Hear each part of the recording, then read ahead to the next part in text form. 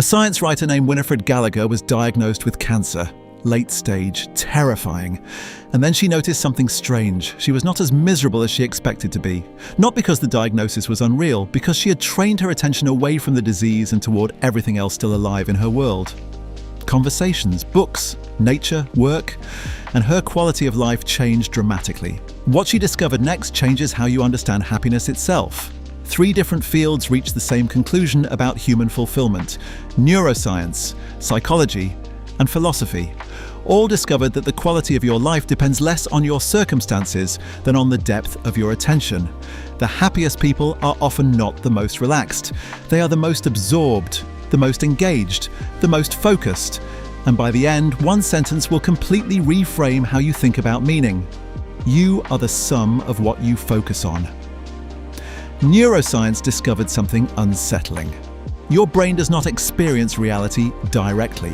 It constructs reality from attention. Gallagher spent years researching how focus shapes emotional experience after her diagnosis.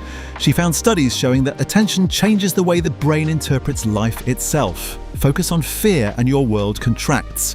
Focus on challenge, beauty, connection, or meaningful work and your world expands. Same circumstances, different reality.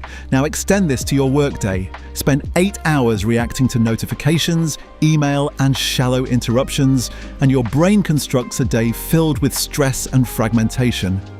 Spend 8 hours deeply focused on something difficult and worthwhile, and your brain constructs a day that feels meaningful.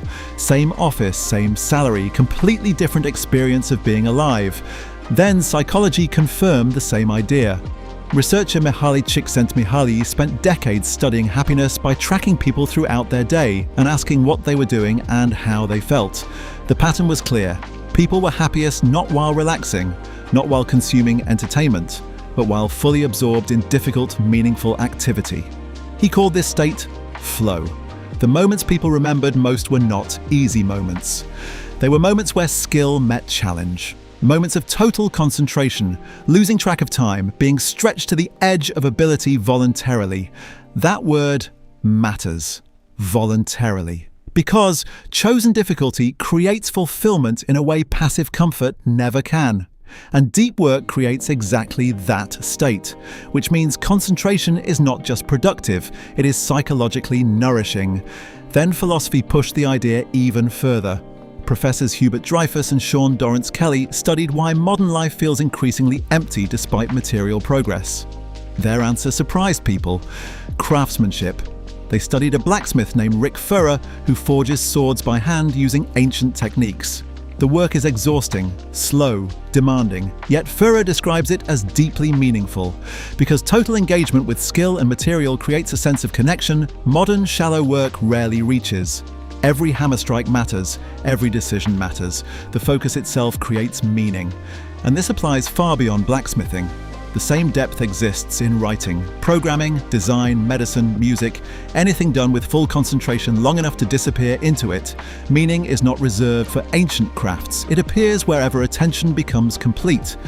This is where most people misunderstand fulfillment. They think they need meaningful work before they can feel meaningful. But the deeper truth is the opposite. Depth creates meaning. People switch careers searching for fulfillment and carry the same emptiness into every new environment. Because the problem was never only the job. It was the shallowness. A programmer can experience the same meaning as a blacksmith. A writer can experience the same meaning as a surgeon. Not because the professions are magical, because deep concentration transforms work from activity into experience. You do not discover meaning fully formed. You forge it through attention, and this means shallow living carries a cost far larger than productivity. Every day spent fragmented by notifications, endless scrolling, reactive email, and constant interruption reshapes your experience of existence itself. Your brain builds a world out of trivia. Your psychology loses access to flow. Your capacity for meaning weakens through disuse.